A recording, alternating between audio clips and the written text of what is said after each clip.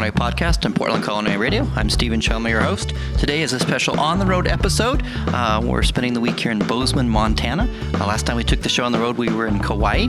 Fell in love with that island. Wonderful, wonderful people and amazing food. And I'm finding the same thing to be here true in Bozeman.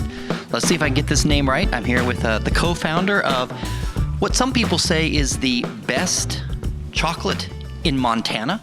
Some people say the best chocolate they've ever had.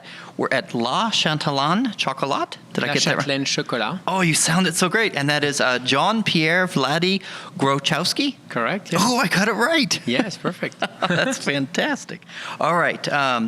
So we're in this beautiful chocolate shop. So just a little background before we get into your story, because we always tell people stories on the Portland Culinary Podcast. But when did you open your business? We started in 2006. Out of a small little kitchen. We basically first started out of a house, and then we rented a small kitchen, and slowly marketing and putting our chocolate out with coffee shops.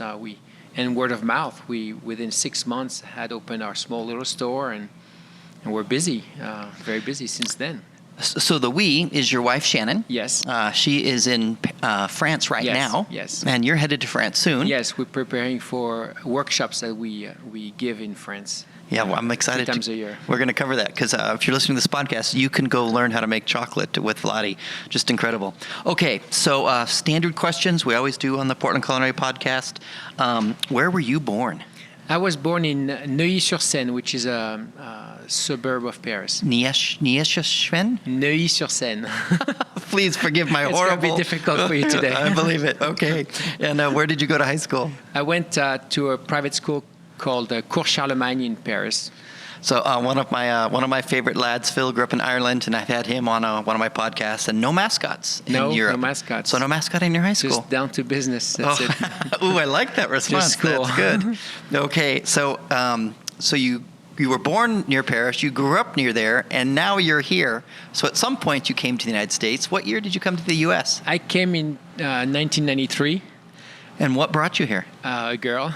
A girl, yes. Usually when someone is coming to the United States or going somewhere, there's usually a girl involved. Mm-hmm. Okay, all right. So 1993. And when you came, where did you come to?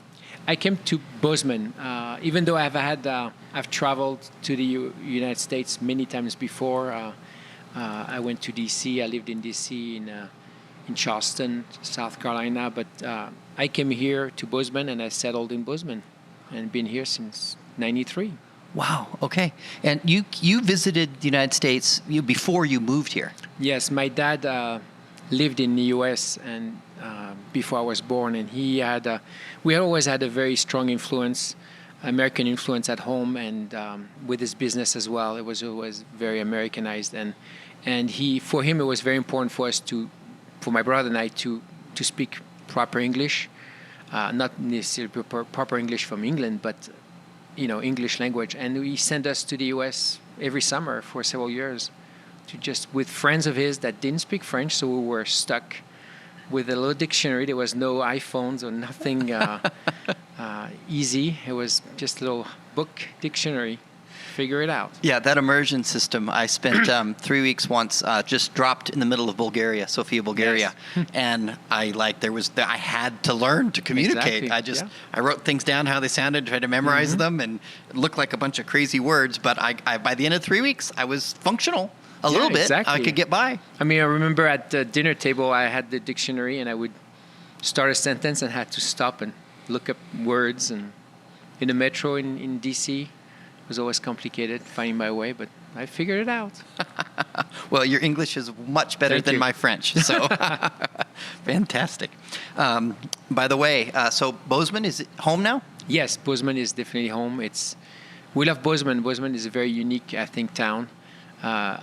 When I moved here, I was a bit afraid because it was such a small town. It's grown a lot, but it was still very small. Coming from Paris, I'm in love with the city. I love Paris, and I was a bit afraid of not, finding myself here, but I did, and you still have access to everything I need. And I'm close to any big city. I go to Seattle, Portland, from time to time. So New York. So I'm very happy here. That's where my kids are raised, and it's a good city for a family, for children, for family. That's beautiful. And I can hear in your voice that you love the big city. Yes. You love Bozeman, you love big city, Yes. and you get to go to Paris, you get to go to Seattle. It's kind of like the best of both worlds. We're lucky so far. Wow, that's fantastic. All right, so you now live in Bozeman. Mm-hmm. You came from Paris. So in my head, that makes you an immigrant. And I just have to say thank you so much, because the country I grew up in, the United States, immigrants make my country stronger. Mm-hmm. So thank you so much for blessing us with your talents and skills and abilities. Yes, I'm grateful to be here. Wonderful. Okay, so Shannon and you opened a business in 2006. You got here in 1993. When did you meet her? We met in 2005 through our children, through music lessons. What violin. Oh, the violin. Yeah, we had two child that were her daughter and my son were both in violin classes. So you both show up at the same place for the lessons. Yes. And then that's when you saw her and heard beautiful music. Yes. Okay, so 2005, you met, and you were opening a business in 2006. Yes. That's intense. Mm-hmm. You got right after the program. Yes. Yeah, we knew right away that we had great compatibility, and we could figure out opening a business, even though many people says don't open a business with your spouse, or but it's been a great adventure. I love that. That's fantastic. Okay, so you wanted to be self-employed. That's what I'm picking up. Is that true? Yes, we both had careers on our own, and we both, it's something, my wife Shannon was at a transition in her career, and we saw an opportunity in Bozeman. There was no chocolate shop, and we loved chocolate, and we've had a passion for chocolate since childhood, and we just thought it would be a good thing. And I've been around. My dad had his own business. We've been around, self-employed people, or So you knew the business angle, and then you had the passion for chocolate. Mm-hmm. So did you and Shannon make chocolate together before you? Yes, we did. We were making truffles and buy each other chocolate. When you were dating? Other. Yes, when we were dating. Oh, yes, how romantic! Definitely. Oh, that's beautiful. And it just came naturally. I mean, it was a no-brainer. Okay, so you tell me. So you had some business moxie, learned it from your dad and some experience with it, but sounds like no professional culinary background. No, we didn't have per se culinary background. We both were, in love with food and always loved to cook. I had what I wanted when I was 10. I wanted a cookbook for my birthday, and I still have that cookbook and still refers to it. It's a very difficult cookbook because it's a French cookbook, and it's at the time the cookbooks they were selling were not very user-friendly. They were designed for professional pretty much, and so I messed up a lot of the recipes in that book before I was able to master some of them. But cooking, we both actually had a side business. When I moved here, it was difficult to make a living, and I started to sell some desserts. And Shannon was trying to sell some tarts. We were both in Bozeman. She was in Bozeman a bit before. We didn't know each other, but she one day remember seeing an article in a newspaper about my little tart business, and she realized, oh my God, what am I to do? How can I compete with a Frenchman in a small town? So it was funny, and And little did she know she would collaborate with. we meet. That's fantastic. Okay, so both of you did have a little culinary background then. Yes. Yeah. We self-trained. But then on the professional side, the business side, because selling food is different than any other kind of business. Yeah. Okay, that's interesting. And we learned a lot. We took classes for chocolate. It's not something you can just learn like this. We played a lot with it on our own, and then we took classes in France, in San Francisco. More not true culinary school, more very specific for chocolate. For chocolate, yeah. Yep. No, I have a very targeted. I did a Portland Calling podcast episode with someone. She's British, and she grew up. See if I can get this right. She grew up in Malaysia or India and decided just to open up a chain of bakeries, and then went to learn how to be a baker, and took it very seriously. So same kind of thing. That's what we did. Excellent. Okay, so what was your professional background before you opened this chocolate shop? I was in the IT world. I just was managing networks. So you're very smart then. No, I love all the IT people I know are very smart. I like computers. I'm very technology oriented, but that's it. And what was Shannon's? I'm a jack of all trade. I think I can figure out things. It's very important in a business to be able to figure out things because there's always something that. Yes, sometimes you get promoted to be the janitor or the plumber. Everything here, I do everything. And what was Shannon's professional background before you opened the chocolate shop? She was a professional writer, and journalist. That's what nice. she studied also, journalism.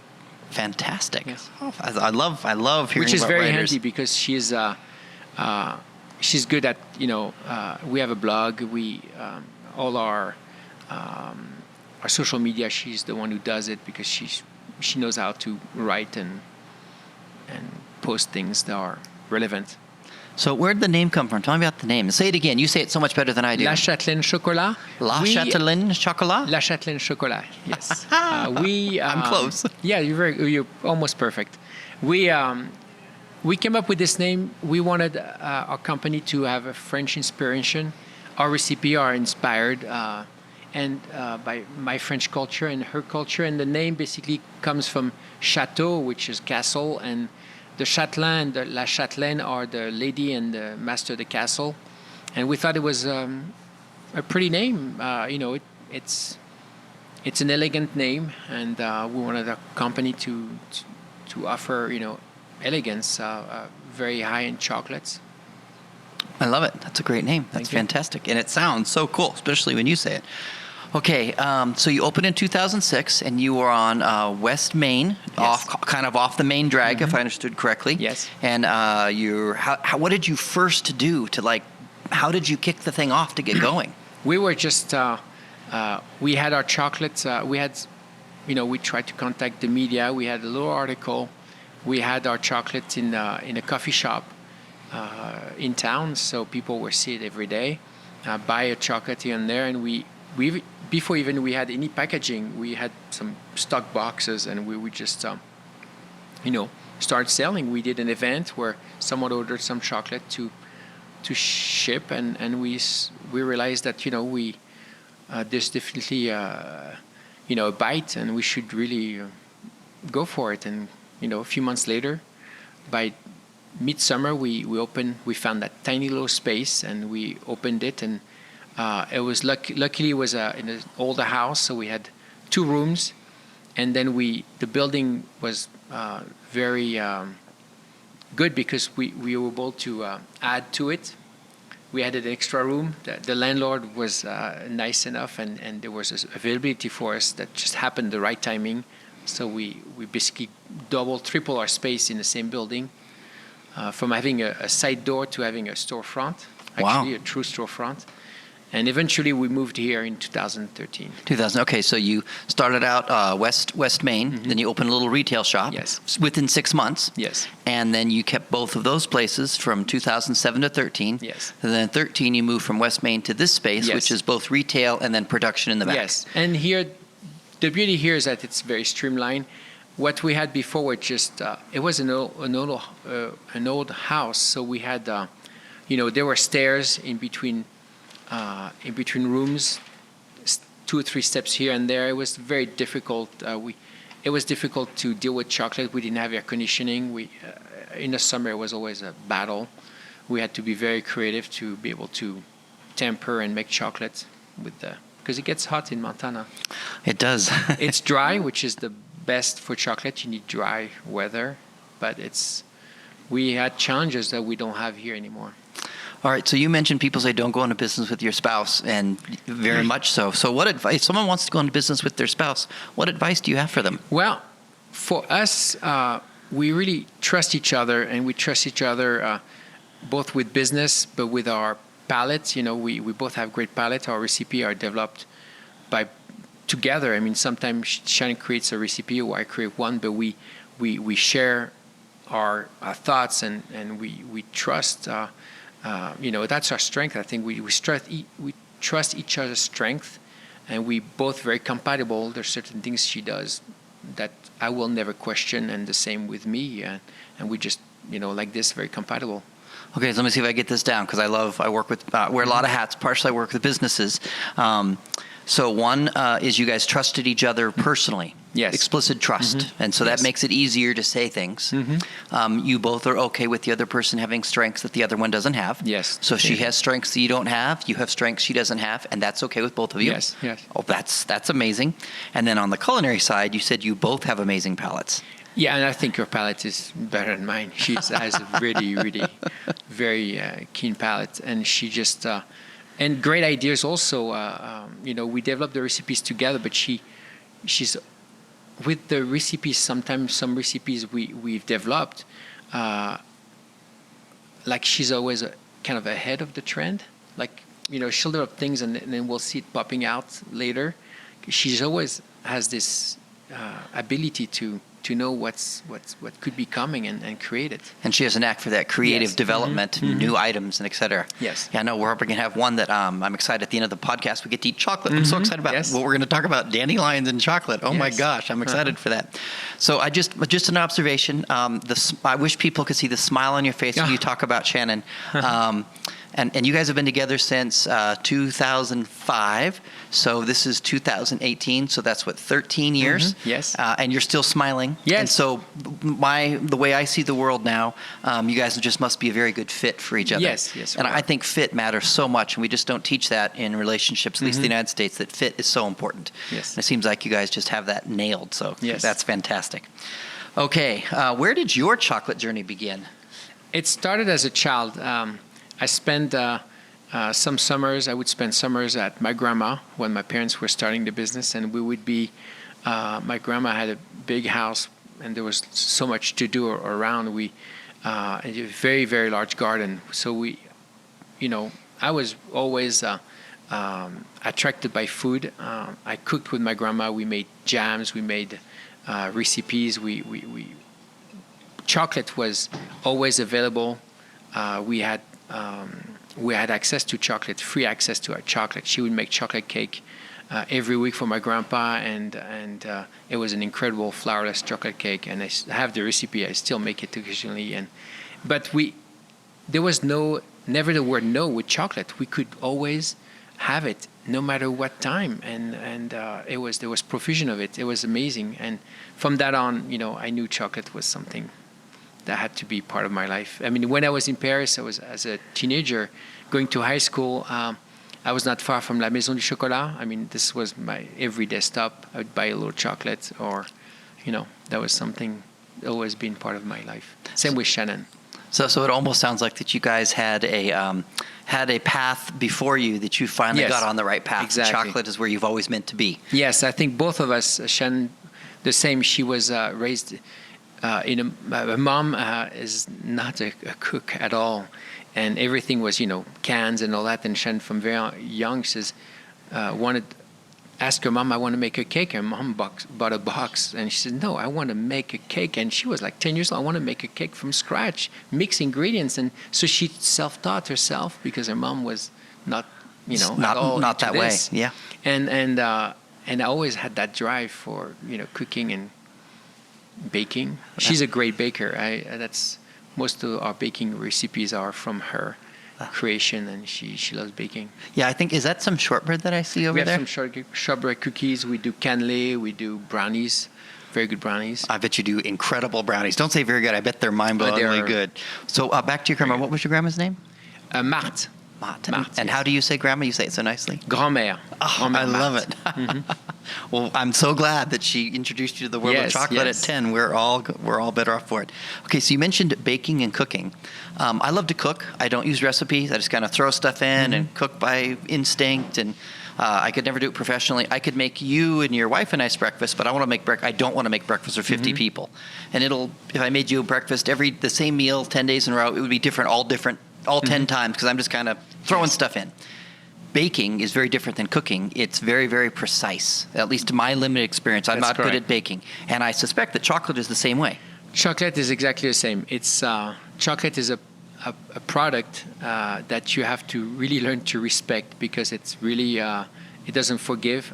You have to be very precise. We're always with our staff because we cook every day. We are in the kitchen every day, but we're not necessarily making all our chocolates every day. There's so many.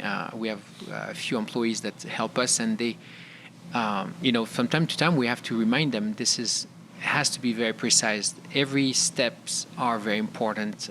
They all, you can't cut corners with chocolates, never. And precision is, to the gram, and the way you mix them. All this is very important.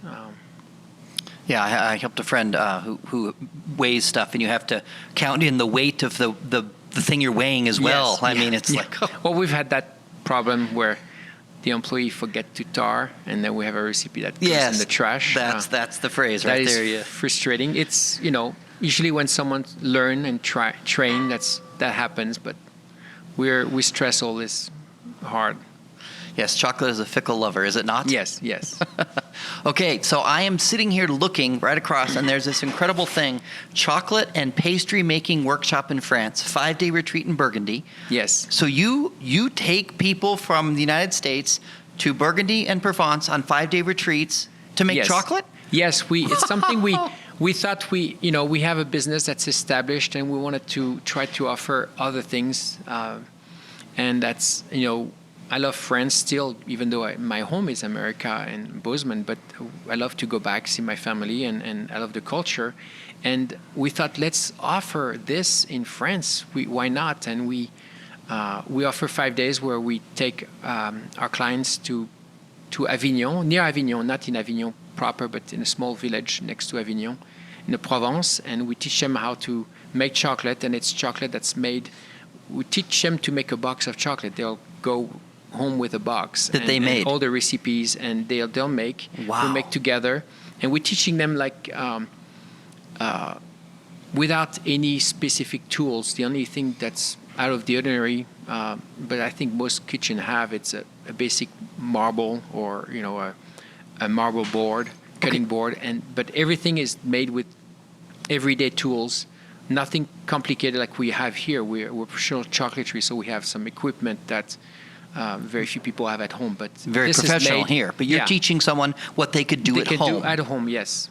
Oh my gosh! And we take time. It's a small retreat. We only take 6 people maximum, so it's very hands-on, and it's a lot of fun. I mean, the people that have done it had a blast. They just, and it gets dirty because you have chocolate on you. You have it on your face. I mean, it's fun. It's a lot of fun. And we also do a little touring.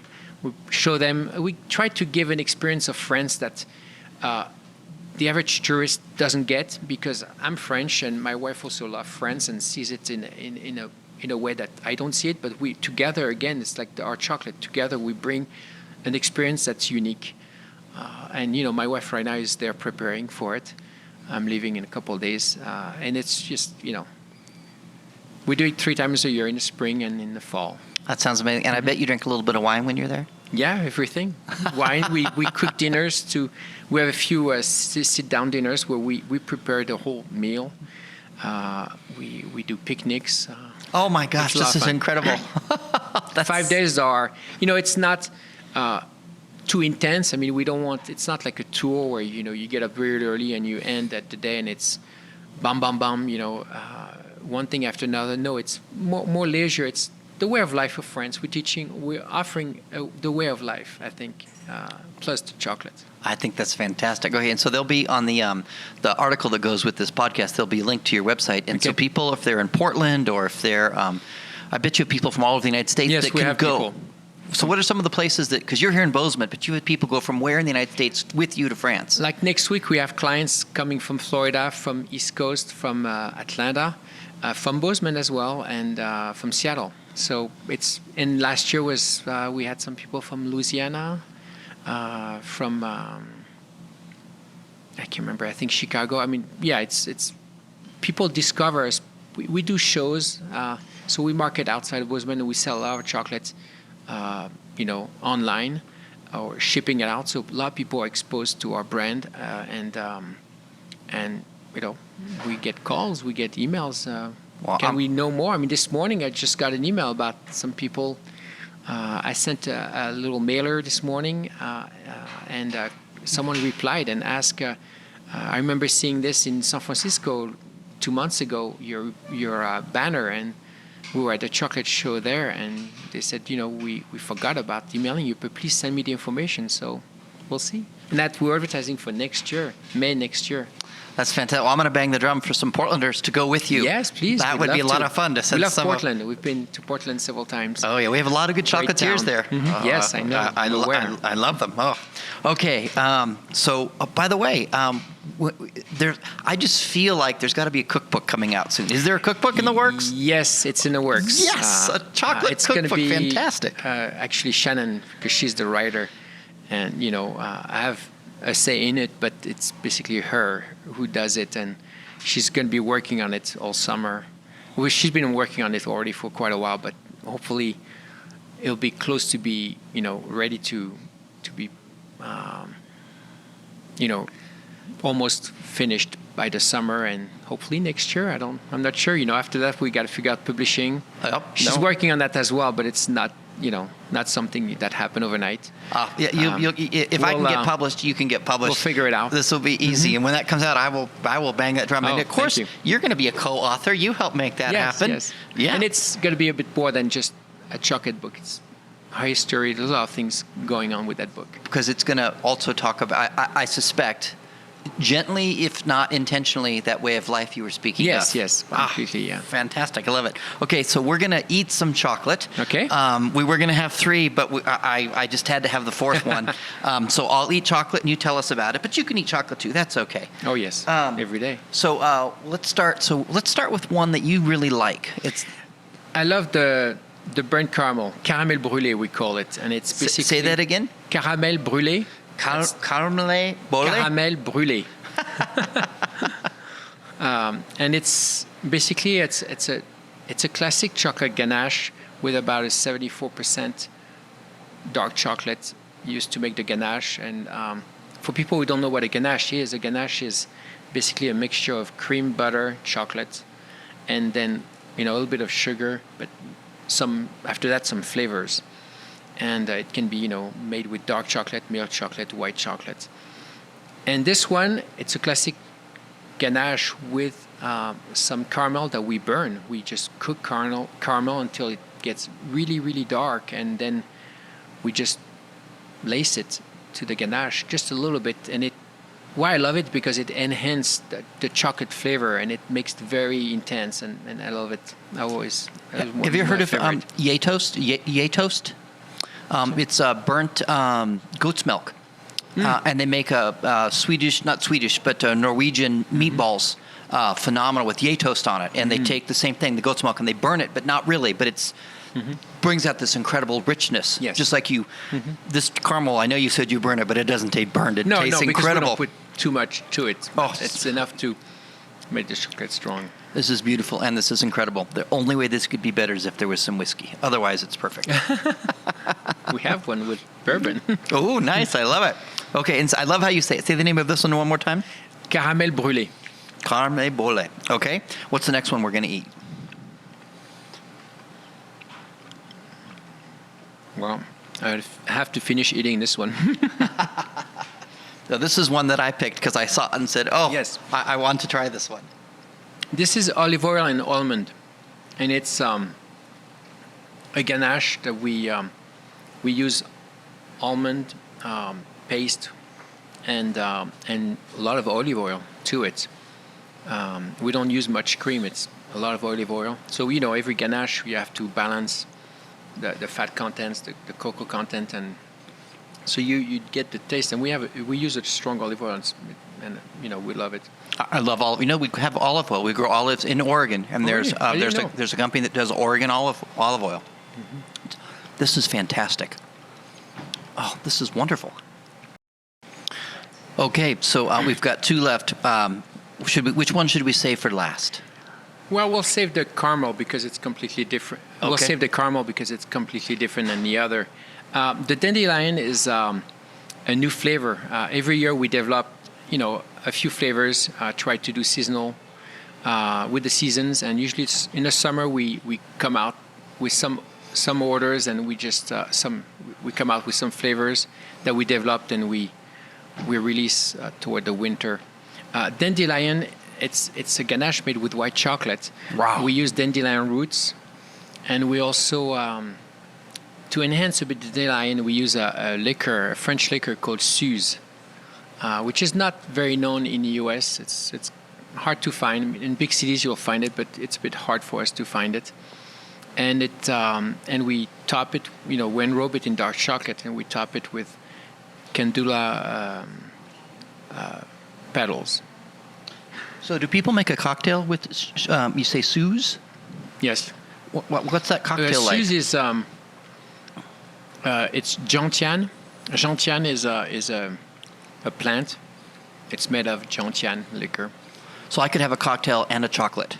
Yes. I think that'd be perfect. And it's one of our, this is a new flavor, and it's been a hit. We took it to San Francisco, to Seattle, and the chocolate show, and we always, every time we do a salon, we win awards with our chocolates, so it's fun. I believe it. One of the things I appreciate is that you have a lot of dark chocolate, because Americans tend to think, right, wrong, different, dark chocolate is the best. I am an equal opportunity offender. I love all kinds of chocolate, and you have dark chocolate and pralines and milk chocolates. I just noticed over there when I was drooling over the cases. Yes, to me, I love it all. There's days where I prefer dark chocolate, but often I want to treat myself. I'll just grab a praline and a milk chocolate with hazelnut, But I taste our chocolate. We both taste our chocolate every day. I try every day to switch to make sure it's a quality control thing. But it's just I'm a bit of an addict, and often my wife will get after me because at night I'll be just before bed have a stash and bedside table of little bits of chocolate, and it's dark or milk, and will suck on it. That's fantastic. Okay. I have good teeth, but I got to be careful. All right, so tell me, what's this last one we're going to enjoy? The last one is a caramel. We make a lot of caramels, and actually they are, very much in the best sellers. We make salted caramels. They are darker than what people are used to in America with caramels. They're darker. We use fleur de sel to make it. It's incredible. Fleur de sel is, it's this very unique salt that's collected during the salt making. Anyway, and it's very good for sauce and all that. So we use fleur de sel. Part of it, we use organic cream, like the same for all our chocolates, and we enrobe it, and then in dark or milk and white chocolate, and we can top it with a lot of different salt. We have fleur de sel, we have Awen red sea salt, we have black lava sea salt, we have some smoky sea salt, some Australian sea salt. We also make a hibiscus. We mix hibiscus flower powder and sea salt with it, and it gives a little tart taste to it. We have lime sea salt. We just decline this in many salts. Yeah, that was incredible. I tried to savor mine, but I ended up devouring it. The salt was just perfect. I love savory and sweet mixed together, and it just nailed it. Yes, it's very popular. We sell a lot of them. We also, something that you don't see in France at all. French is very much against very spicy food, hot, spicy, and I'm not a big fan of it. When it takes my palate and I can't taste anything anymore for a while, it just doesn't agree with me. But because Americans love salt, love heat, we have 3 chocolates where we use one we use ancho chili, one we won best of show in Seattle. We have raspberry and amarillo chili, and it's an incredible chocolate, and we have a third one where we just make it even stronger. Just for people, it's made with Espelette pepper. Yep. It's the only pepper that's grown in France. Metropolitan France. It's grown in Basque Country. Anyway, so we make it. It's not too hot, but you'll feel a little bite, but it'll go away quickly. Yeah, I like heat that I don't suffer Yeah, exactly. And doesn't ruin my palate. I have a kid. One of my kids is into heat, and it's like always a competition with him. We can never, agree because the hotter better for him. My girlfriend's the same way. She likes to sweat when she eats. She wants to go. There's the Portland Hot Sauce Festival on her birthday this summer. That's what she wants to go for her birthday. Yes. And I will go watch, and she will suffer and think it's fun. Yes. Well, so if people are in Portland and they want to eat these chocolates, they're going to see the pictures, they're going to hear the podcast, they can just go right to your website. Yes. They can place an order, and you'll ship it right to Portland. Yes, and they can pick the flavors. We have two different options. You can get a basic box, or you can get a box that's where you can handpick each flavors, and we have different size boxes, and we can ship it. We usually ship within a day. We ship priority mail, which basically comes out to Portland 2 days. Most U.S. 2 to 3 days, and we've had great success shipping, year-round, even in the summer. That's fantastic. Occasionally, we have to express packages, but that's not, when it's in the heat of the summer. Right. But like most today, I'm shipping one to Florida. It has to be expressed. It's going to melt. It's already in the high 90s. Oh my. Well, Wlady, thank you so much for having us. My pleasure. I don't know, the people say that some of the best chocolate in Montana. I can tell you that I've had lots and lots of chocolate, and I'm biased. I think Portland makes amazing, fantastic chocolate, but honestly, that is some of the best chocolate I've ever had. Oh, thank you. And I've had chocolate all over the world, and very impressive. Thank you. Very impressive, and look forward to coming back to Bozeman and meeting Shannon, and maybe next time we should make one of those chocolate cakes, or if I end up ever going on one of your chocolate things to Burgundy or Provence, maybe we could make that chocolate cake there. That would be fun. Yes. All right. Well, thank you so much for joining us on the Portland Culinary Podcast. Cheers.